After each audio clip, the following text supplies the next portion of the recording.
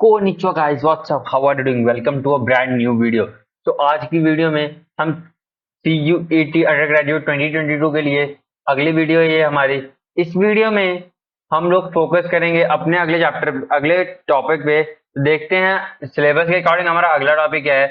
अगला टॉपिक हमने exception for file handling पिछली दो वीडियोज में कर चुके हैं।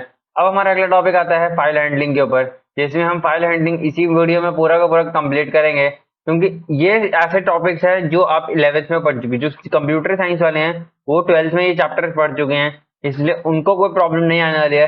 लेकिन आईटी वालों जिन्होंने ये चैप्टर नहीं पढ़ा है ध्यान से, क्योंकि उनमें किस सिलेबस में ये चैप्टर नहीं था फाइल हैंडलिंग का, तो उनको थोड़े से इश्यूज हो सकते हैं। लेकिन ज्यादा कोई प्रॉब्लम नहीं होगी, क्योंकि मैं यहाँ पे बेसिक से पढ़ाने के लिए बैठा हूँ। मैं आपको बेसिक से पढ़ाऊंगा, एक एक कॉन्सेप्ट की तैयारी कराऊंगा, ताकि आपको कोई प्रॉब्लम ना हो। तो चलिए इस वीडियो को में फाइल हैंडलिंग को हम स्टार्ट करते हैं बिना किसी देरी के। Let's dive into the video.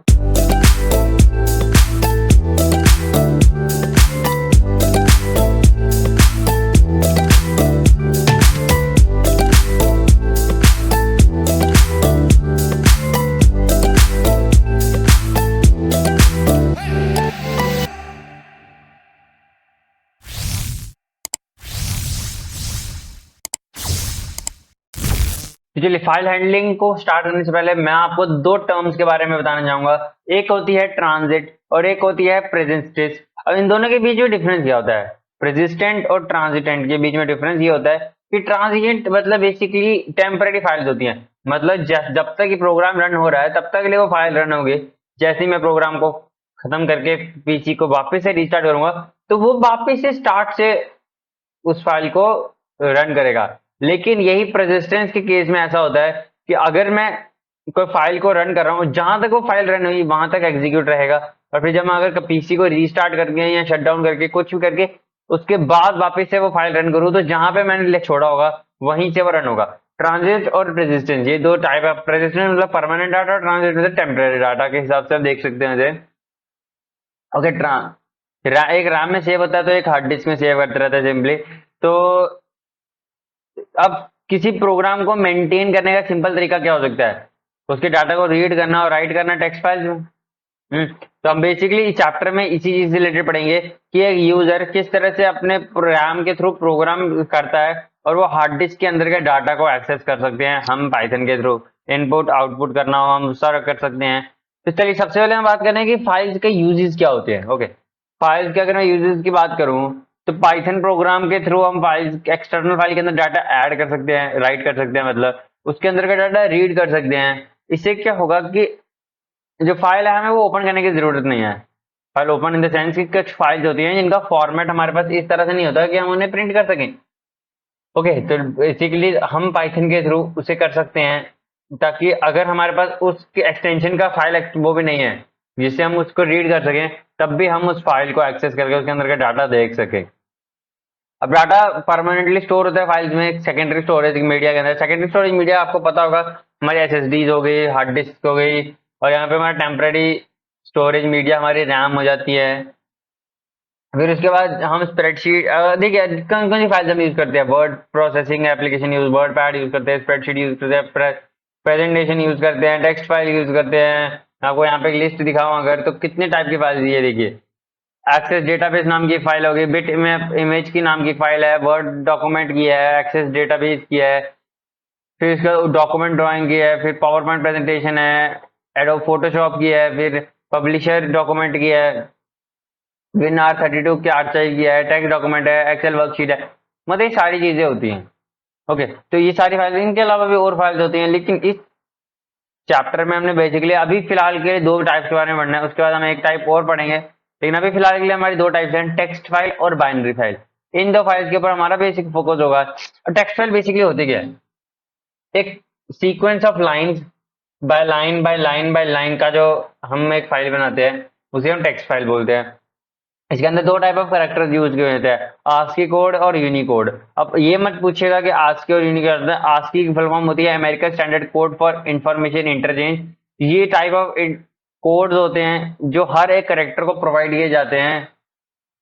और यूनिकोड वो कोड, यूनिकोड भी सेम टाइप के कोड होते हैं, बस जो आस्की कोड होते हैं वो सिर्फ इंग्लिश लैंग्वेज के लिए होते हैं, और कुछ कैरेक्टर्स के लिए होते हैं। बस यूनिकोड पूरी हर लैंग्वेज के लिए प्रोड्यूस होता है, चाहे वो हिंदी हो या फिर कोई संस्कृत लैंग्वेज हो, कोई भी लैंग्वेज हो, फ्रेंच हो, जर्मन हो, उन सब लैंग्वेजेस में वो काम करता है।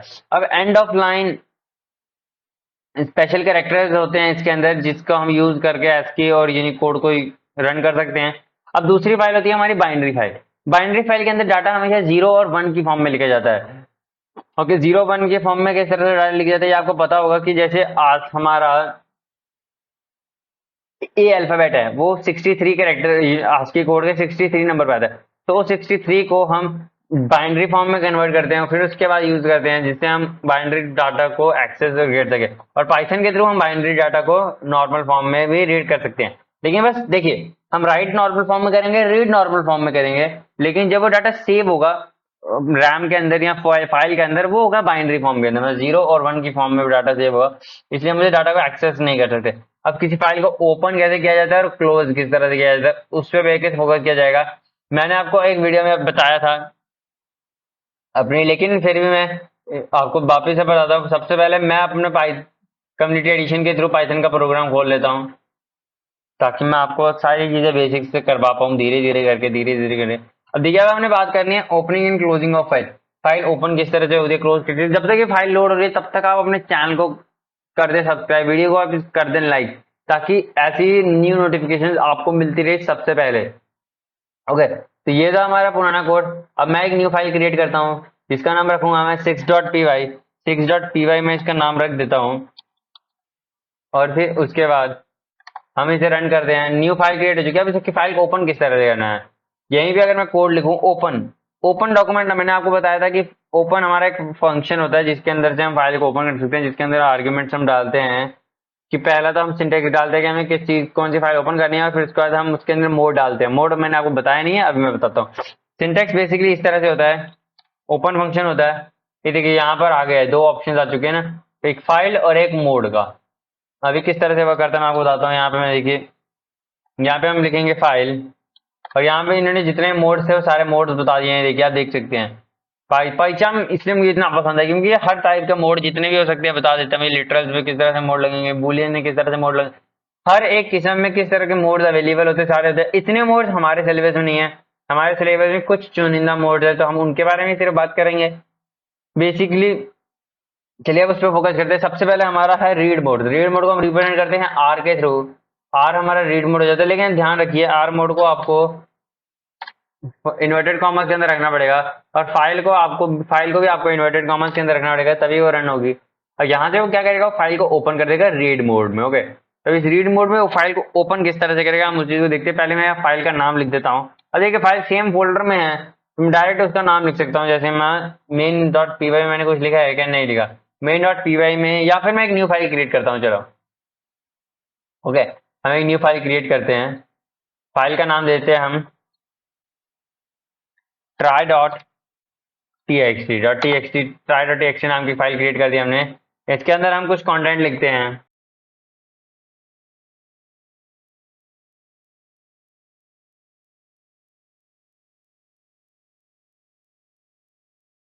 ये कि मैंने कुछ कंटेंट लिख दिया इधर, इस कंटेंट को मैं करता हूँ सेव। अब मैं अपनी 6.py फाइल को खोलता हूँ और ओपन करता हूँ मैं यहाँ पे try.txt।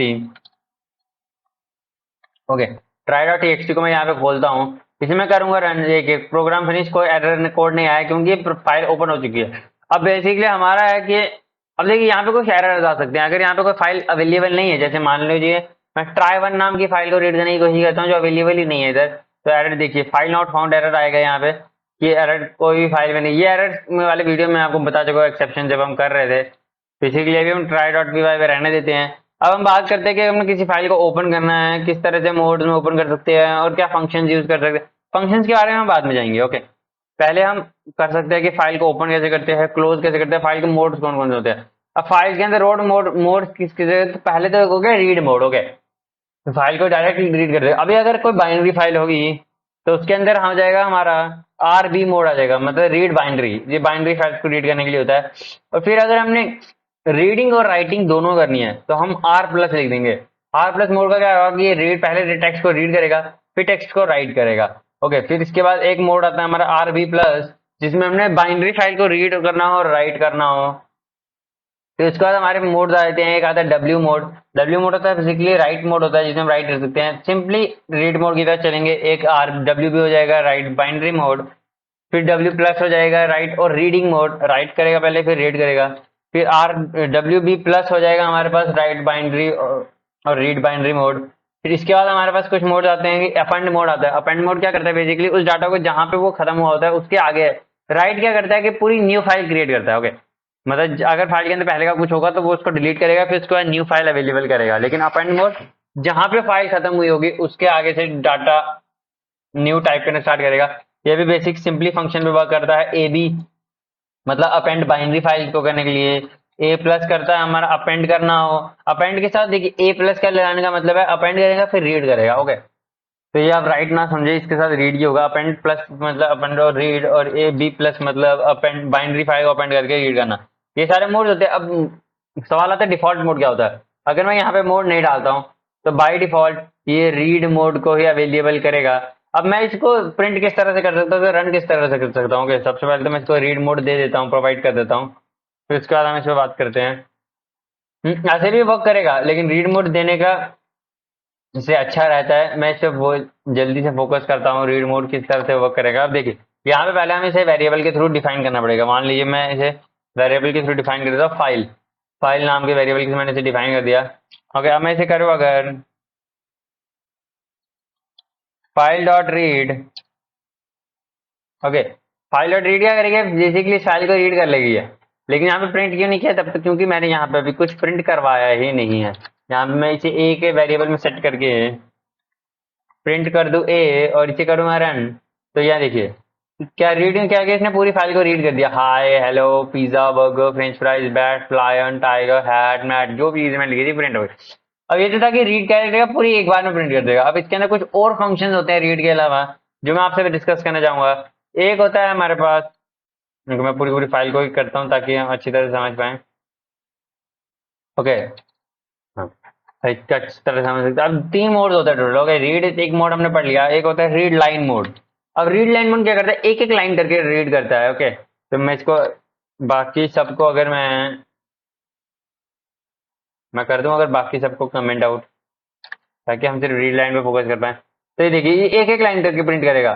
हम्म अब यहीं पे अगर मैं इसे एक और बार रीड लाइन का प्रोग्राम रन करूं, यहीं पे मैं एक और बार रीड लाइन का प्रोग्राम रन करूं, तो ये वापस से नहीं जाएगा। जो लाइन रीड हो गई है वो हो चुकी है, दूसरी लाइन रीड करेगा। ये देखिए पहले हाई प्रिंट किया, फिर हेलो वर्ल्ड प्रिंट किया, जो जो लाइन आती जाएंगी वो उसको प्रिंट करता रहेगा।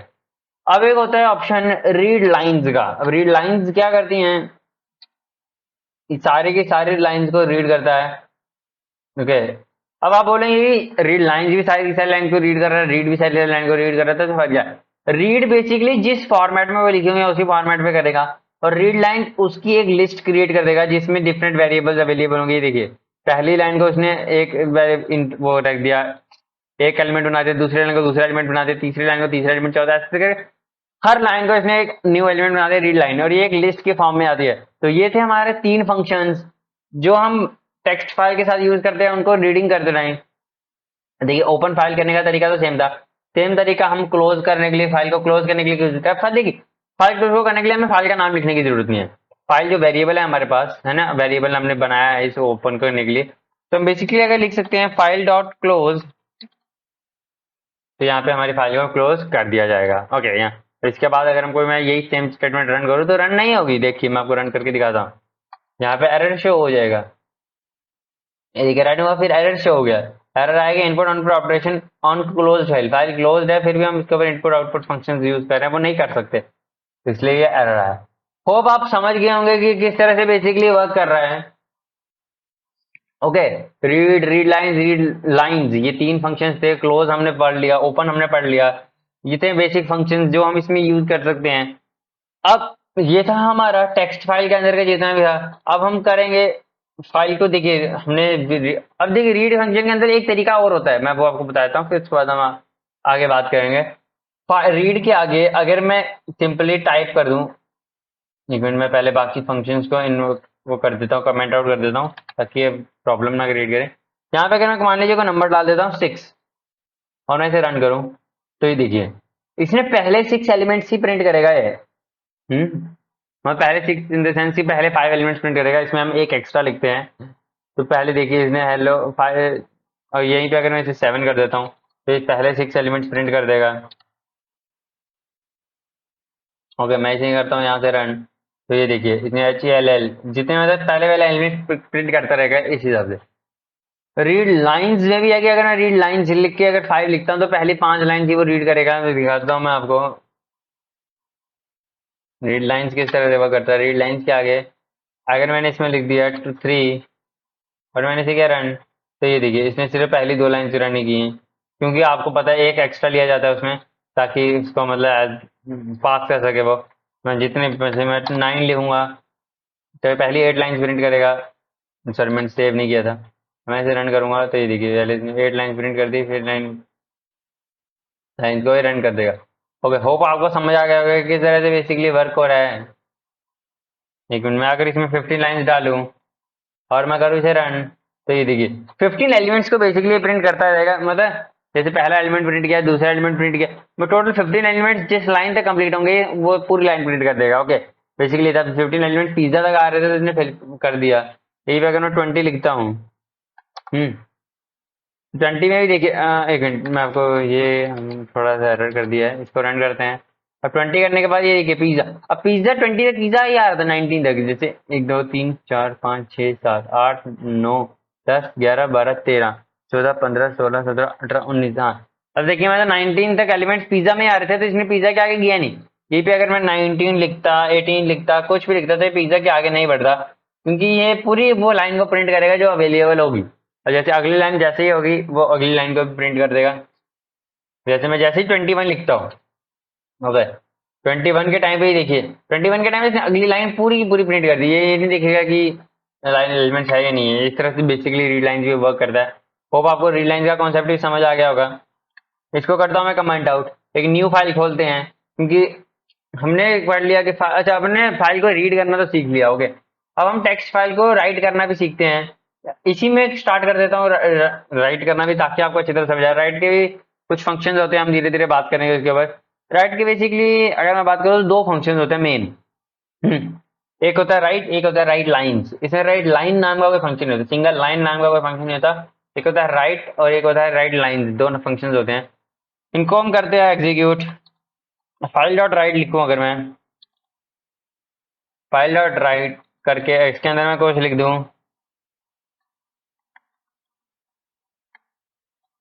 अब मैं आपको कुछ ये, अब राइट क्या फंक्शन क्या करता है कि राइट करने के बाद जितना भी पहले का कोड होगा वो सब हटा देगा। देखिए ट्राई में इतनी चीजें हैं पहले की। ओके, अब मैं इस प्रोग्राम को जैसे ही रन करूंगा फिर आप देखिएगा file object is not writable. और इसमें कुछ एरर आ गया है, मुझे उसे चेक करना पड़ेगा कि फाइल के अंदर हम राइट क्यों नहीं कर पा रहे हैं। फाइल के अंदर राइट मैं इसलिए नहीं कर पा रहा हूँ क्योंकि मुझे फाइल को पहले राइट रीड मोड में खोला हुआ, मुझे इसे पहले करना पड़ेगा राइट मोड में, या फिर मैं इसे R+ मोड में खोल सकता हूँ सिंपली। लेकिन उसके लिए पहले मुझे एक रीड स्टेटमेंट पास करनी पड़ेगी, इसलिए मैं इसे डायरेक्ट राइट मोड में खोलता हूँ। डायरेक्ट मैंने इसे खोल लिया राइट मोड में। अब मैं इसे करूँगा रन। ये देखिए प्रोग्राम फिनिश हो गया। अब देखिए आप ट्राई फाइल में हमने कितना कुछ कोड लिखा होता है, याद होगा आपको। अब देखिए यहाँ पे सिर्फ हेलो वर्ल्ड रह चुका है। राइट क्या करेगा, पूरा प्रोग्राम को वॉश करके एक नया फाइल के अंदर टेक्स्ट डालेगा। और ये ऐसे ये हमारा वर्क करता है राइट लाइंस। राइट लाइंस का मैं आपको दिखाता हूँ किस तरह से वर्क करता है। राइट लाइंस नाम का कोड वर्क करेगा हमारा। बेसिकली देखिए राइट लाइंस क्या है, हमें 3 5 6 लाइंस देनी पड़ेंगी और उसके बाद वो सीक्वेंस में लाइन को प्रिंट। तो यहाँ पे हम लिस्ट दे सकते हैं, कोई टपल दे सकते हैं, कुछ भी दे सकते हैं। हम जो देंगे वो उसको एज इट इज केस में प्रिंट कर देगा। और अगर हम ना दें लिस्ट टपल, हम सिंपली ऐसे करके हम स्लैश एन करके हर एक एलिमेंट को डिफाइन अलग अलग करता रहें। फिर उसके बाद मैं एक न्यू लाइन दे दूँ, इसमें कुछ भी दे सकते हैं, हम यूट्यूब दे सकते हैं। ओके, यूट्यूब देने के बाद मैं इसमें स्लैश एन कर देता हूँ। यहाँ पे देखिए यहाँ कॉमा के बाद एक हम स्पेस छोड़नी होती है, इसकी वजह से एरर आया है अनएक्सपेक्टेड आर्ग्यूमेंट। इसके अंदर ये एरर बेसिकली इसलिए आया है क्योंकि मुझे पहले इसको एक लिस्ट में कन्वर्ट करना पड़ेगा, फिर उसका, क्योंकि राइट लाइन के अंदर मैं सीक्वेंस एक ही दे सकता हूँ। ओके, मैं अगर मल्टीपल सीक्वेंस देने की कोशिश करूँगा तो वहाँ पे एरर आएगा। लिस्ट लिख LINST लिस्ट लिख के मैं कुछ भी लिखते, अगर मैं इसके अंदर यही सेम लिस्ट डाल दूँ, ओके, और यहाँ पे मैं इसको लिस्ट लिस्ट दे दूं तो मैं अब जो चीज़ मैं रन करते रहूंगा वो बेसिकली इसमें चार्ट चलती रहेगा। देखिए हेलो वर्ल्ड, मैं इस हेलो को वर्ल्ड को हटाता हूँ, सिर्फ हेलो रहने देता हूँ, फिर आपको दिखाता हूँ।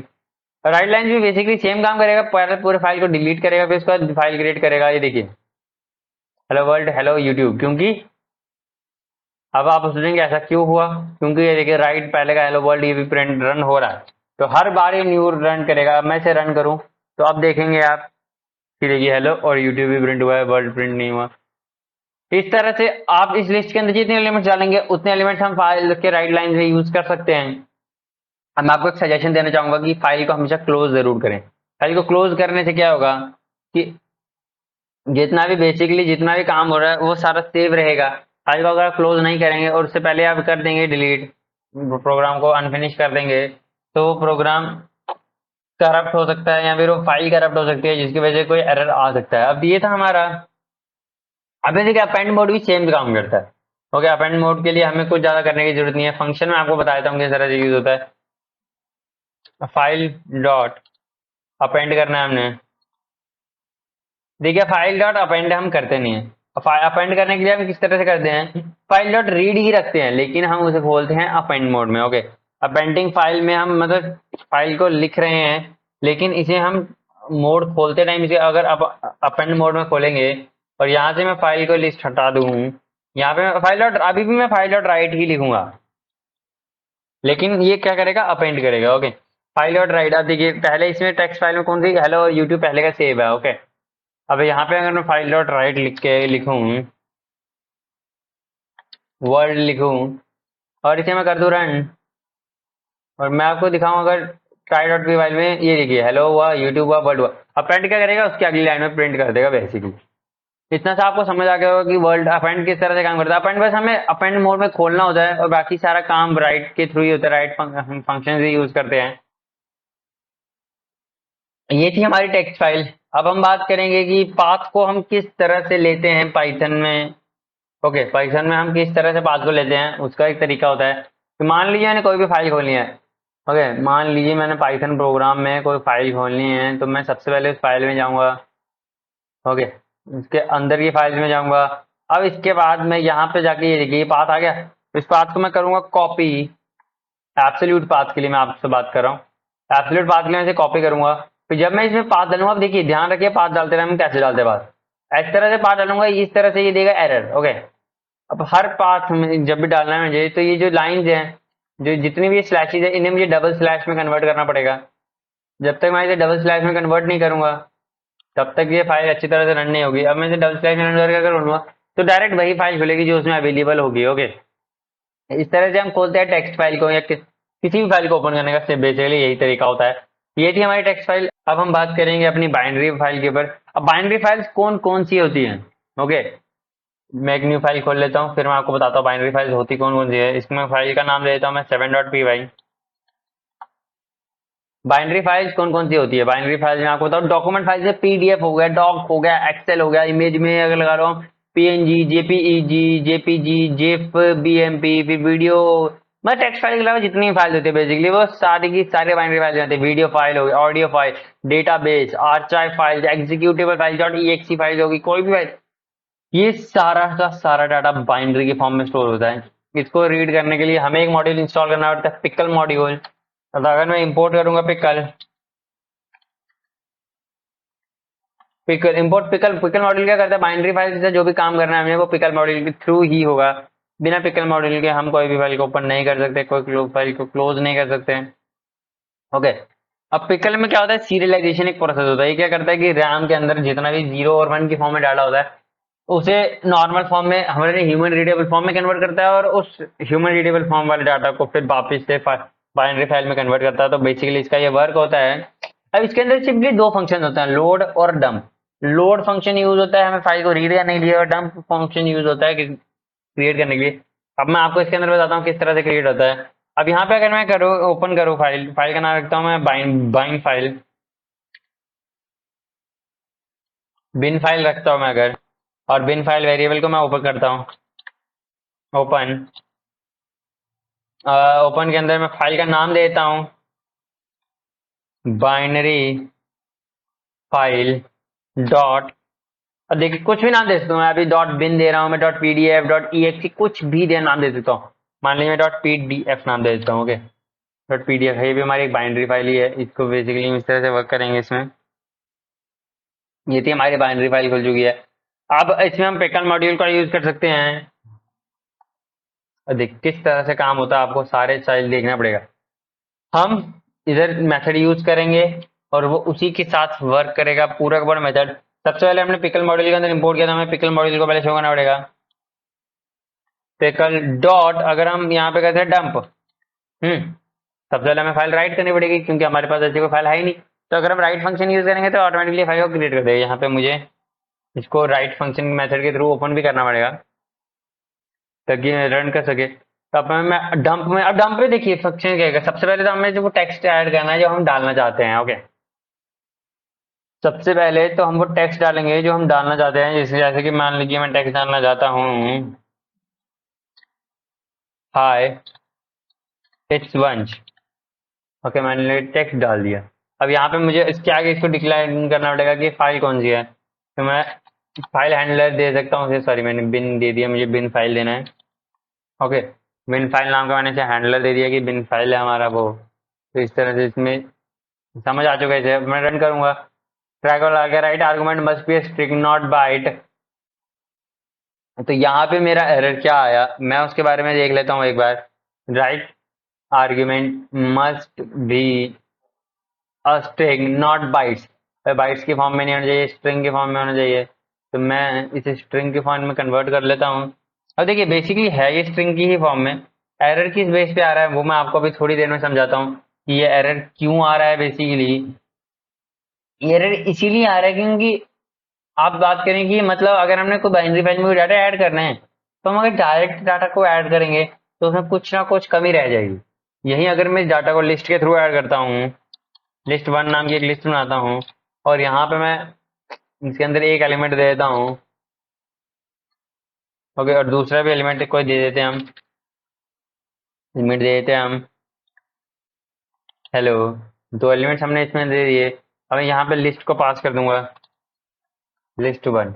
अब मैं इसे करूँ रन, तो यहाँ पे right argument must be a string. यहाँ पे एरर किस बात का आ रहा है मुझे एक बार चेक करने दीजिए। राइट मोड में हमने फाइल को खोल लिया, binary file dot PDF file का नाम था हमारा। या फिर मैं फाइल का नाम पहले एक बार चेंज करके देखता हूँ, फिर उसके बाद देखता हूँ वर्क करता है नहीं करता। हमारी डैट नाम की जो फाइल होती है वो भी एक बाइनरी फाइल ही होती है। मैं इसे रन करूँ तो यहाँ पे भी एरर आ रहा है। पीडीएफ फाइल खोलूँ तो पीडीएफ फाइल वर्क नहीं होगी। एक मिनट, मुझे कुछ एरर दें, इनको करना पड़ेगा ठीक। तब तक ये टेंशन लीजिए आप, मैं इसको कुछ ना कुछ करके ठीक कर दूंगा। अच्छा मैं देखिए सबसे बड़ी गलती थी, मैंने आपको बताया था, मैं ही भूल चुका था, सबसे बड़ी मैंने गलती की। इसको हम पीडीएफ के फॉर्मेट में रहने दे सकते हैं। देखिए मैंने गलती इसलिए की ताकि आपको भी समझ आए, वैसे मेरे ध्यान में भी नहीं था लेकिन आपको भी इससे समझ आ गया होगा। जब भी हम बाइनरी फाइल को एडिट करते हैं तो हमें डब्ल्यू बी लिखना पड़ता है, यह मैंने आपको बताया था। अब मैं रन करना हुआ, देखिए बिल्कुल रन हो चुका है ये। अब यहाँ पे देखिए बाइनरी फाइल नाम की एक फाइल क्रिएट हो चुकी है, बाइनरी फाइल पीडीएफ नाम की। अब मैं इसे ओपन करूंगा, ये फाइल ओपन नहीं होगी क्योंकि ये पीडीएफ फॉर्मेट में अभी अवेलेबल नहीं है। ओके, और मैं इसे डैट में ओपन करूंगा, डाइट में इसको रन करूंगा, सिंपली डैट फाइल रन हो जाएगी। लेकिन हम इसे ओपन नहीं कर सकते। ओके, ओपन क्यों नहीं कर सकते इसे हम, क्योंकि ये बाइनरी फाइल है। बाइनरी फाइल से हम ऐसे ओपन नहीं कर सकते, बाइनरी फाइल को हमें पाइथन के थ्रू ओपन करना पड़ेगा। तो यहीं पे अगर मैं इसको करूँ कमेंट आउट और यहाँ पे मैं करूँ pickle dot load, load function अब यहाँ पे यूज करेंगे। लोड फंक्शन यूज कर रहे हैं तो हमें डब्ल्यू बी को आरबी में कन्वर्ट करना पड़ेगा। पिकल डॉट लोड करके फिर मैं अगर इसे रन करूँ और यहाँ पे मैं बाइनरी फाइल डॉट पीडीएफ लिख दूँ,